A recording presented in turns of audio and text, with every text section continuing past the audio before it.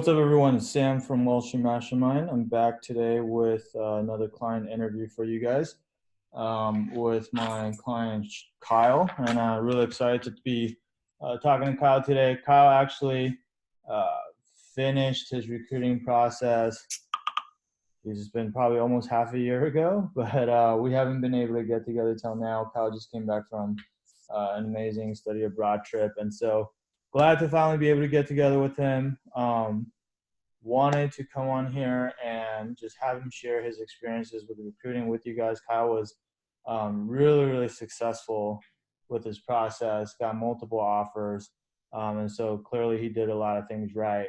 And just wanted you guys to be able to benefit from his experience. So, Kyle, thank you for taking the time to talk to everyone today. Yeah, thanks for having me. I'm happy to talk. Awesome, man. So, why don't we start off by if you could just kind of introduce yourself a little bit, let people know kind of, your background and like this is kind of like your profile, so we can Sure. level set on, what like where you were when you first started thinking about banking. Yeah, so I come from a background where like finance was always present in my life. Like my dad was an investment banker, Mm. and like people at my school, it was a target school, so they were also like I had older friends who had done investment banking, Mm-hmm. but I never really knew what that was. Mm. Or like I didn't really even know like finance was interested in it, and then I was like trying to study for interviews without actually knowing what it was that I was studying for, and Mm. it was really difficult. Um, so then I think an advertisement came up on like my Facebook for uh, for Wall Street Mastermind, and then I reached out to you because I was really motivated because I knew that this was something I wanted to do. So I wanted to make sure I had all the tools possible and wasn't, um, you know, like letting things go to waste or leaving things on the table. If I Yeah. was going to do it, I wanted to do it right. So Yeah. um, that was so, and part of my background was that a lot of people I saw that were like, were really ahead of me in the process that I think were like any smarter than me. I think they just were exposed to different concepts earlier. So Mm. um, once I got the tools, it was a really good experience from there. Got it. That's really interesting. So you were exposed to banking really early on then because your dad was a banker, right? Uh, Yeah, is only that like Yeah, conceptually. I didn't know any like the specifics that what he was doing. I see. It's one of those things where it's like your dad's a banker, but you don't know what he's doing day to day, Right. what the job's And like. I was like working with companies and like I heard the word EBITDA a lot, but that was basically it. Right. So like what made you interested in banking in the first place? Was it just like, hey, you felt like your dad had a pretty cool job, or like what? Yeah, I think it was like sort of twofold. So my initial interest was just I want to like get a good job, and everyone's telling me that. I didn't really know what I wanted to do, so everyone was telling me that investment banking is the place to go to get a good foundation, learn a lot, and then you could do different things if you want to. Mm, So like that sounded good to me without even knowing what investment banking was. And then once I started like doing more research and like looking at some of the modules and actually understanding what it was that I was like signing up for, then I got new reasons for doing investment banking. Then I liked, looking at companies. I liked sort of like the process of understanding strengths and weaknesses and um, sort of like learning about the culture of the office. And yeah, then I became to, want to investment banking for those reasons. yeah, yeah, absolutely. And I still remember from our first conversation, like before you became a client, like the very first time we talked, I really like the way you put it or you described it at the time. I don't know if you remember, but you basically talked about two types of security. You said there was like Yeah. security of the mind, which is knowing that you're going to gain a skill set that you can apply anywhere, right? Which is really important. And obviously like financial security, which is self-explanatory. Like everybody cares about that because it's important, right? To be able Right. to have a good lifestyle. So I thought that was a very elegant way of putting it, and I really like that. Okay, so your dad, like how long did he do banking for? It was like 20 years or something. He did investment banking. I think it was less than that. Then he went to private equity. He did Uh, that for a while too. Got it. Okay, so he did banking, but he was very familiar with what you were trying to get into because he had actually gone through it himself. Like, Yeah. like a lot of times we have clients who want to do the program and they have to explain to their parents what they were trying to do. Their parents are like, I don't understand why you need help getting a job. Like, I didn't have help getting my job, but I guess your dad, having been through the industry, he knew how competitive and how difficult it was. Yeah. Yeah. And he had a lot of good advice to give as well. Mhm. Um, but a lot of his advice too was like, it's it's a good thing to get help from smart people. Mm. Um, so that was another lesson that I took from him. Yeah. So I guess like the obvious question that a lot of listeners would probably have is like, well, if your dad was already in banking, like why do you even need help from Sam? Like why even bother, Yeah. using Wall Street Mastermind? Like just have your dad help you, right? I think like the interview process has changed a lot from when he was involved in it. Mm. So he had a lot of good advice, understand the concepts. It was really helpful going through that with him. Then there's certain like nuances and subtleties in the interview process that he's just not familiar with. Because it's like it's recently the interview process has changed.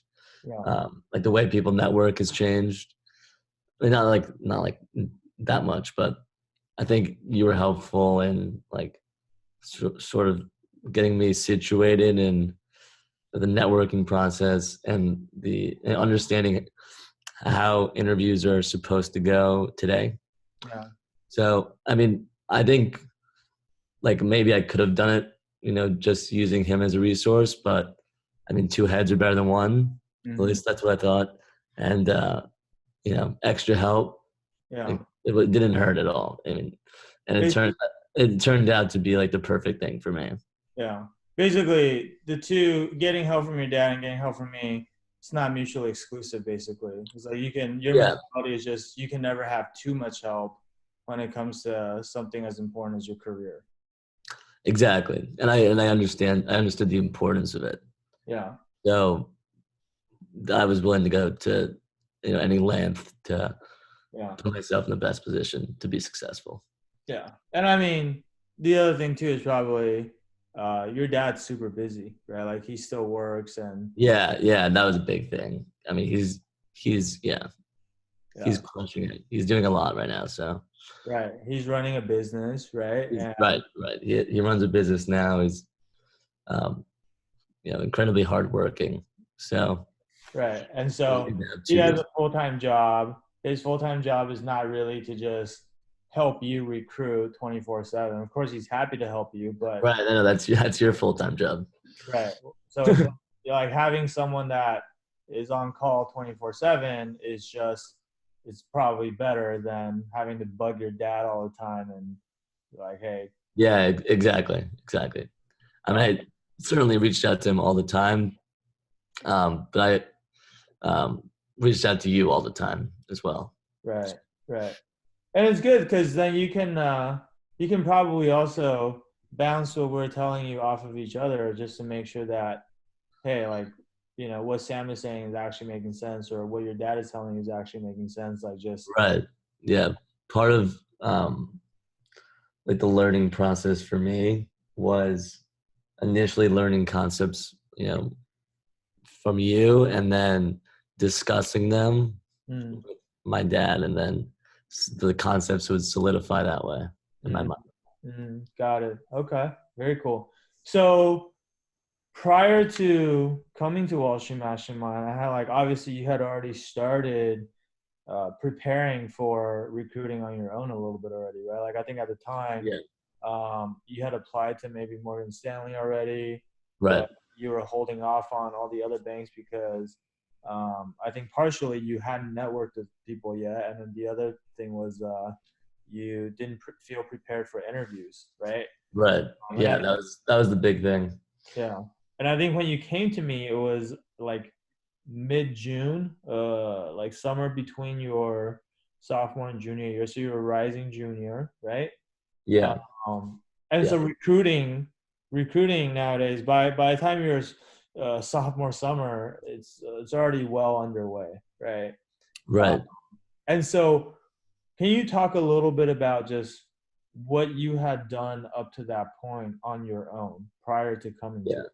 Like, what were the other resources that you have been using? How did you go about like preparing? How did you go about learning like how to network? How did you, learn the Yeah. different roles and behaviors? Like, what were you doing? So I initially went to all those info sessions Mm, that, I mean, I was, I guess, lucky enough to go to a school um, that had those. So like representatives from a couple of the banks came down to the school and spoke to us. mhm, And then at those, uh, meetings, I'd get their card and email them afterwards, thanking them. So that was mhm, like my initial networking. mhm. I got the book of like 400 investment banking questions, Right.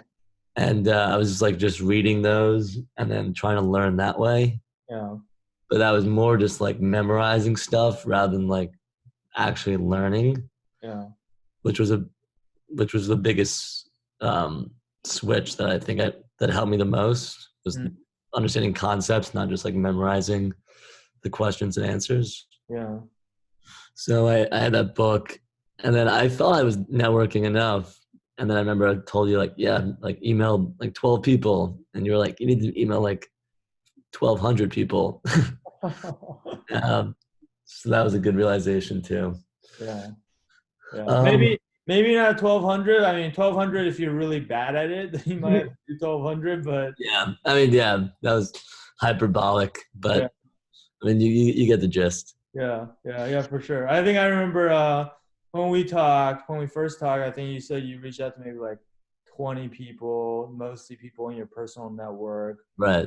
a lot of alumni because you do go to a target school, right? And but at the time, like, how were those conversations going? Like, how did you feel walking away from those conversations? Y- like like they were friendly. I liked the people a lot, and my questions, the quality of my questions definitely improved over time, Mm-hmm. which was really good.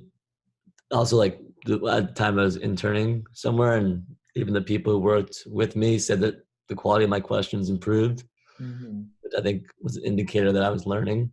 Mm-hmm. Um, and I remember coming away from conversations.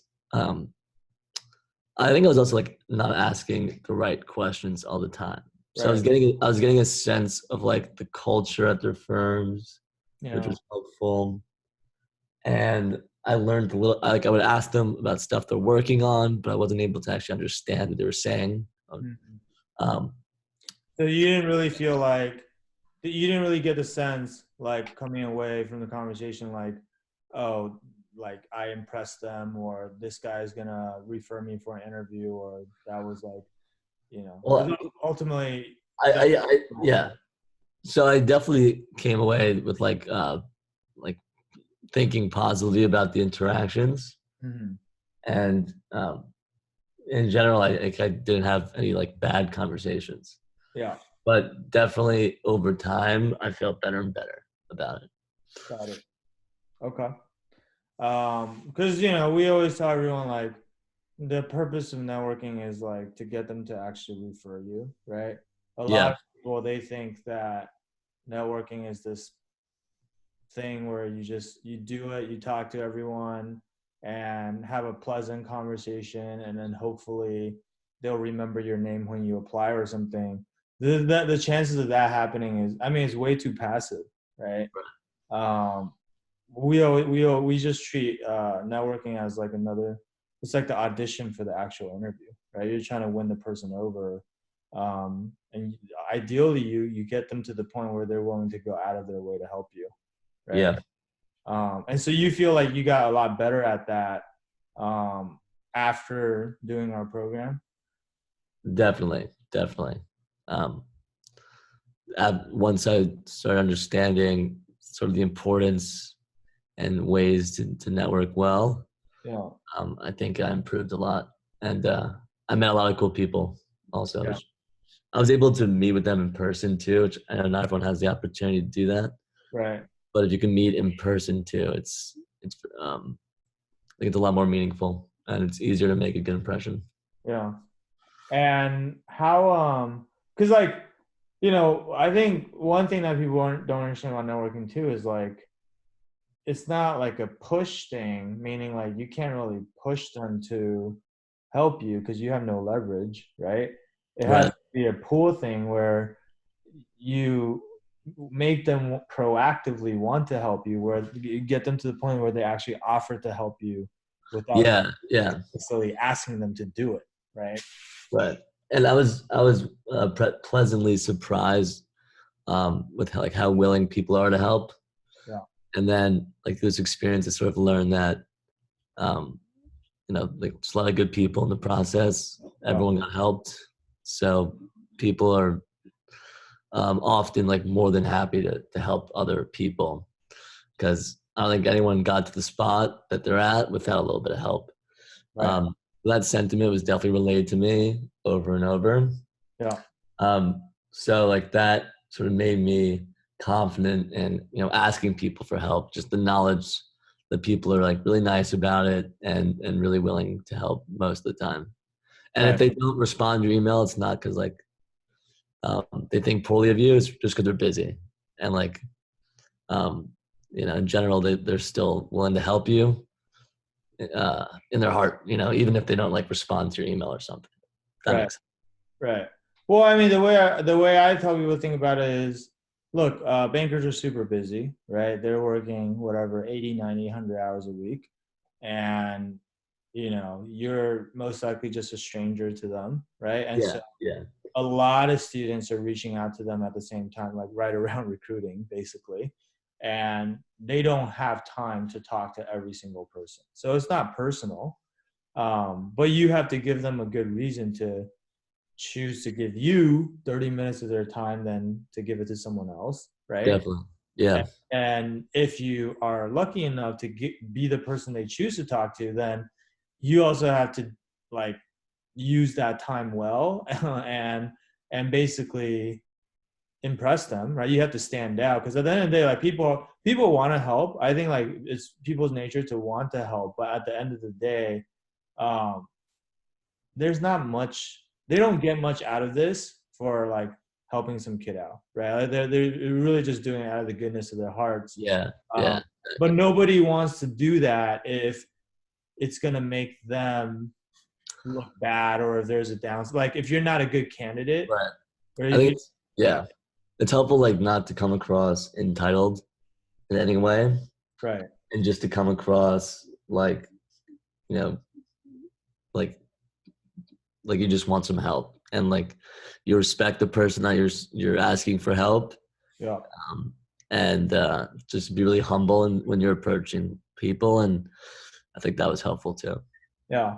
Well, I think at the end of the day, the reason why you were able to get so much help from people through your networking was because you had to come off as like a very strong candidate, right? Like nobody wants to refer someone who's going to be a loser. Everyone, Right, right. You need to it's yeah, it's like twofold. You need to sort of like the balancing act. You have to make yourself look like very qualified and like you need to come across very hardworking. yep, Um, stress like your talents and when you can, but also realize that like the person you're speaking to most likely or almost 100% knows more than you do. So right. yeah, In and, other words, in other yeah, words, you have to be good at answering behavioral questions about yourself, right? And representing yourself the right way. And then you have to be good at asking the right questions and not asking the wrong questions, right? I mean, that's basically all there is to it when it comes yeah, to networking is you got to be able to answer questions, and you got to be able to ask the right questions, right? Yeah, and you were helpful in that process for sure. Yeah, for sure. Cool, man. So then networking was a big thing. Obviously, nowadays you got to network if you want to get interviews.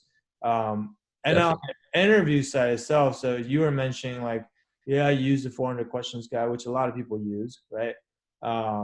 It's almost like the industry standard, I want to say. Right. But you said you were just memorizing stuff as opposed to like understanding everything conceptually. Like, why do you feel like you can't just understand stuff conceptually from reading the guides? Because they try to teach you the concepts too, right? Yeah. Well, at least for me personally, I'm more of like an active learner. Mm. I learn best when I can see and like do things. Mm. So it was sort of hard for me to like just read and learn that way. I think a lot of people too are like active learners. Yeah. I think you encode things best when you're like more active with the material. So meaning like if you had someone actually teaching it to you and explaining things to you. Yeah. And then also like mock interviews were incredibly helpful. Mm. That was probably like one of the most helpful things that we did. Yeah. Yeah, I think we did like 4 or 5 mock interviews. Yeah, like I wanted to interview like all the time. I was like any free moment I had, I was like, let's just do a quick mock. Yeah. No, you definitely were very proactive about practicing your interview answers and whatnot, which is great because that's what it takes, right? Yeah. A lot of times, like people do mock interviews with themselves or with a friend who doesn't really know that much more than them, and it almost kind of defeats the purpose because you can't give yourself feedback, right? Or like someone who's not that much ahead of you, they can't be giving you super good feedback. Like you want to do mock interviews with people that are a lot better than you at interviewing, so they can point out the things that you might not see yourself, right? Having the opportunity to be challenged was helpful.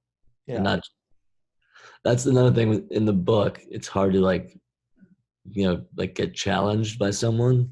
Mm-hmm. Because it's like a sort of like it's hard to make it like a dialogue. Mm-hmm. So that was also an area that was helpful. Right. And I think that a lot of times, I mean, I'm sure a lot of people have experienced this, but when you're reading something on a page, like in that moment when you're reading it, everything seems to make sense. Yeah, exactly. Right. But then like if we remove the text from like we remove the interview guide from in front of you, and then we ask you a question and ask you to actually verbalize that concept, then all of a sudden you're not able to do it, right? Because, like being able to like reading comprehension and actually being able to verbalize a concept, that's like there's 2 different levels there, right? 100%. And so I think a lot of times people get lulled into like this false confidence of, oh yeah, I understand how to do, DCF or LCF or whatever, because I read it and it makes sense. Or, oh, I've taken an accounting class in school, and so yeah, I understand accounting. But then when they actually get asked a question, then they start stuttering. Right. And then oftentimes they will ask you the question you prepared for, and then they'll tweak it a little bit. They'll give a follow-up. Right. In which case you need to understand it conceptually. Right. So, That's where the memorization help you with all of that. Yeah, that's where the memorization really falls short, right? Because if you're just using brute force memorization, it'll take you a long time, first of all, to memorize the answers to 400 questions. But second of all, more importantly, they're not going to ask you the exact same questions. Yeah. I will say like it was a helpful resource, but it was more of a compliment. Right. And not, I wouldn't use it as like my only resource. Right. Like once you've learned the concepts, it's good to have like this question bank that you can go back to and practice with and see if you really test your knowledge with it. But that shouldn't be like the way you learn these things in the first place, essentially. Yeah. It's kind of like, Yeah, I think the way you describe it, like active learning, like that's a really good way to put it. It's just like, hey, when you go to school, why do you choose to go to class and learn from a professor? Why don't you just stay in your dorm and read a textbook all day, right? It's like Right. that's the difference, because you learn better when you have a professor explaining things to you and answering your questions and whatnot. And that's kind of how we try to help our clients learn their technical skills. Yeah. It was like one of my teachers put it well, actually, like a few weeks ago. Yeah. We're reading Descartes, and he was like, well, you guys could just go back to your dorm and read this. But like the reason why they pay me is to give this, like context so you can read it and understand sort of like what was happening at the time the author wrote it, how Right. this stuff can be applied. So it was cool to like, read about a concept and then talk to you about like how people actually use it in the real world. Right. To read Right. like what is EBITDA, and you can give me an example, and we can talk about like real life things that are happening. So Right. Right. giving some of the like context was helpful too. Yep. And so the other part of interviewing besides technicals, it's obviously behavioral interviews, right? Yeah, And so, like, I know you have been preparing your behaviorals prior to coming to the program, right? But I think the biggest thing for you was, you knew how you would answer these questions, but you weren't really sure. Like, you didn't have feedback on whether your answers were good enough, yeah. right? Getting the answers to be concise was one of the most important things, Mm-hmm. Mm-hmm. because I knew sort of stories in my head, but like presenting them is the key. So Yeah. also, I love the process of like thinking about behaviorals, Yeah. because it made me reflect on like my life and what's important to me and the things that I've done that have shaped me and that are impressive. Yeah. So like that exploration I thought was awesome. Like Yeah. I So I love, I love preparing for those. yeah. So like, what do we do exactly on the behavioral side? Like, what did you feel like was helpful? So I I remember we would so I would like write down my stories, and like, it's like it's one thing to write them down, but then we would get on the phone, like do mock interviews, and actually speaking through them and learning to say it in like a fluid way, that was really helpful. And you'd also like help me um, you know pick and choose the important points and which points were sort of less important and which ones could go for the sake of like fluidity or timing. Mhm. um, so we did a lot of that, and then you were like just really helpful in helping me understand what an interviewer wants to hear, Yeah. so I could sort of shape my stories the right way. Yeah. I guess with the behaviorals, that's one of the biggest challenges is that unlike technicals, there's not like a standard right or wrong answer where, hey, if you just say these words or these sentences, then you're going to get the answer right. It's like highly subjective, right? But Yeah, um, it's with that, like like, not you're not going to find an interview guy that's going to be able to tell you, hey, say this about Kyle, and then you're golden, right? Like yeah, you kind of exactly. you kind of need to know, like, hey, what is how does an interviewer in banking think about this stuff, and what are they looking for, and how do I tailor my stories and my experiences to whatever it is that they're looking for, right? Right. In an I think honest and still genuine way. exactly. I think the key was keeping everything genuine. Yeah. So sometimes like the story would be great, but there was an angle or a takeaway that I wasn't stressing that you saw in the story that would be applicable to banking. Right. So understanding like different takeaways, like I think this is a good example of you know me being like a team player, but it could also be like me being hardworking or something. Right. So seeing different angles was interesting. Right. And that type of feedback, it's like, since you came up with the answers yourself in the first place, you're not going to be the person who's able to identify those things yourself, right? Because Like usually what it's like, whatever you wrote, that's your baby, right? Like, Right. Yeah. So it's, yeah, getting an outside perspective is helpful because of like I'm talking about something that I did. Of course, I'm gonna be attached to it, and it's hard for me to look objectively right, at something that I just wrote. right. Yeah, I feel like behaviorals is the one thing throughout this recruiting process that like a lot of times people are like, yeah, I don't know if my behaviors are good enough. And I'm like, okay, well then, like, what do you think you need to do to get better at it? And they're like, just spend more time on it and like try harder or keep practicing it or something. And that's not really the case with behaviorals because not being able to identify the improvements you need to make, that's not something that just gets resolved with more time, right? That's actually like, it's actually just like you need someone else to do it for you. You can't like spending more time on it. You're just treading water essentially. Right. I think some people can do it on their own, but it's really difficult. Just being able to like take a step back and like get outside of their head. But certainly having someone else helps the process very much. Right. Right. Absolutely. So okay. So then you went through the program and then you started mid-June. When did you like get your first offer? Um, I think I got like the first interview I did, I got an offer. Yep. Um, I forget when that was, but maybe it was like a It was month still after we during the started. it was still during the summer, right? It was still during the summer. Yeah, Yeah. maybe in July. Yeah. So like about a month in, basically. Yeah, yeah, and I'm learned so much in that month. Yeah. And ultimately, in the end, how many offers did you end up getting? 3. Okay. And are you willing to tell people what offers you got? Sure. Yes, PJ Solomon, Deutsche Bank, and Bank of America. Okay. And which one did you end up taking? Bank of America. Okay. Which makes sense.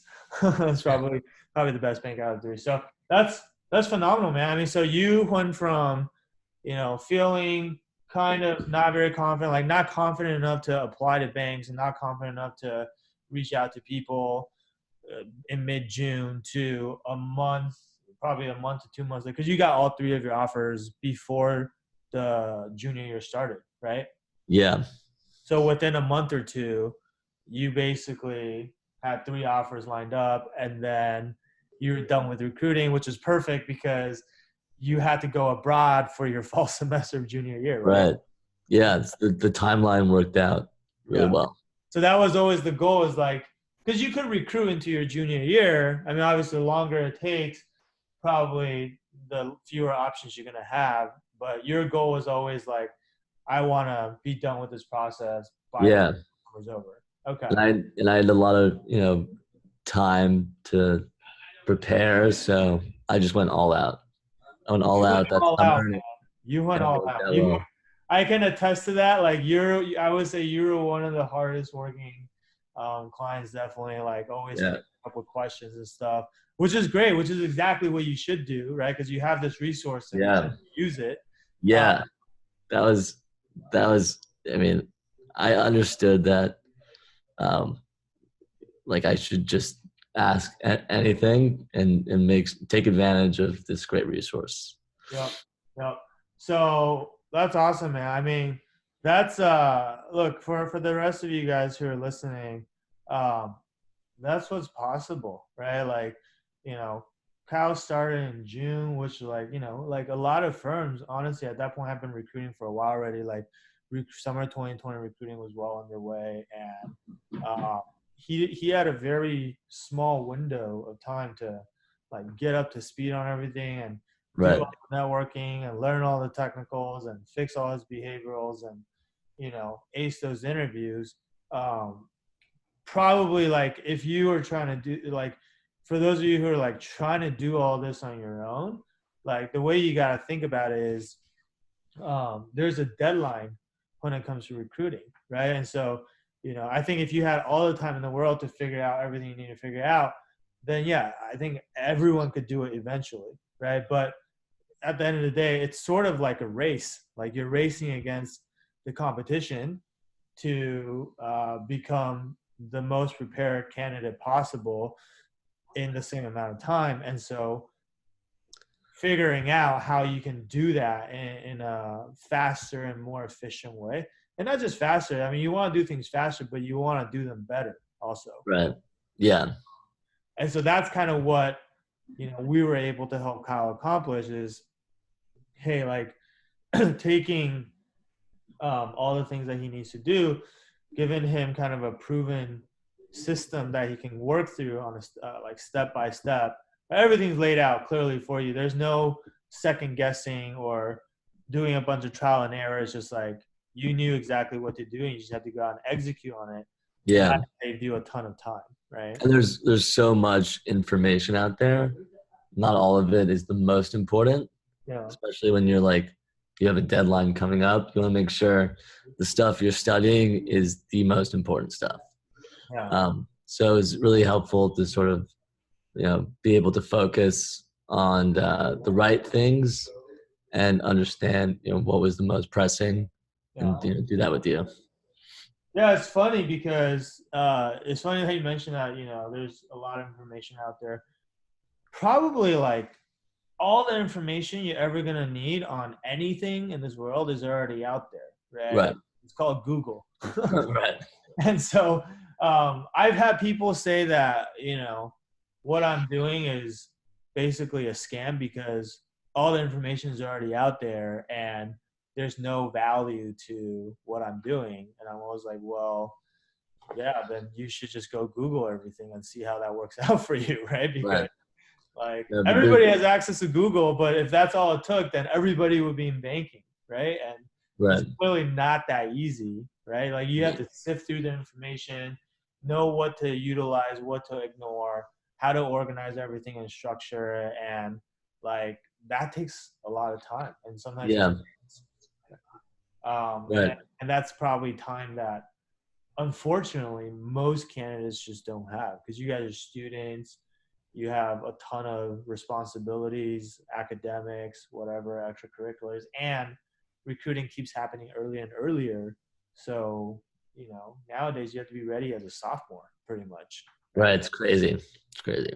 So anyway, Kyle, thank you so much for coming on, sharing your experiences with everyone today. Of course. I'm sure people found this super helpful.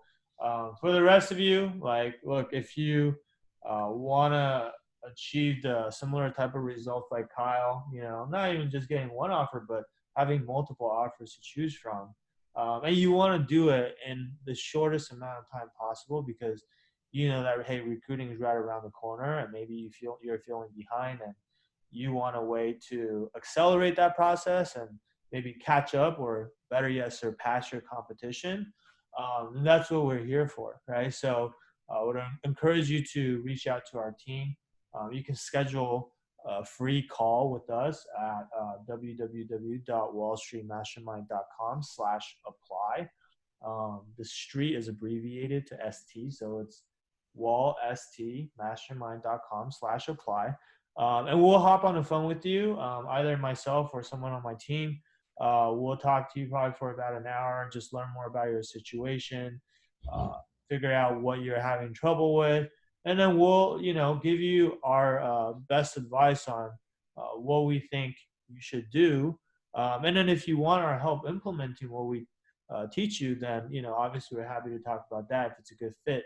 If it's not a good fit, we'll still, give you the advice and point you in whatever direction that we think is going to serve you best, right? So either way, it's a free call. There's no obligations, and you got nothing to lose. So I highly encourage you guys to take me up on that.